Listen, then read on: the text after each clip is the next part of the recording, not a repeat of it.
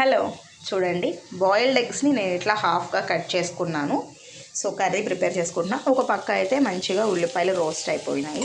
So Sindhu, ఈ boiled eggs మీద నువ్వు ఏం చేద్దాం అనుకుంటున్నావు, ఎందుకు ఇలా పెట్టావు అనుకుంటున్నావా?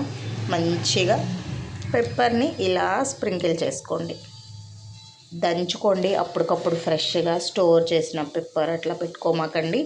అరోమా అనేది మీకు మిస్ అయిపోతుంది.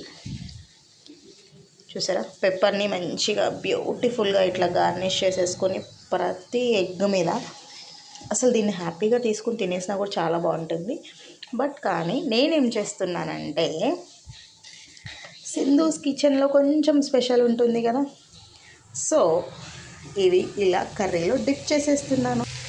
సో చూసారా, కర్రీలో మొత్తం కూడా ఇట్లా డిప్ చేసేసుకొని అన్నీ ఇలా పెట్టేశాను. కొంచెం దీన్ని మంచిగా రోస్ట్ అవ్వనివ్వండి. ఇలా సిమ్లో పెట్టేసుకుంటే కారం ఉప్పు అన్నీ దానికి పట్టేస్తాయి.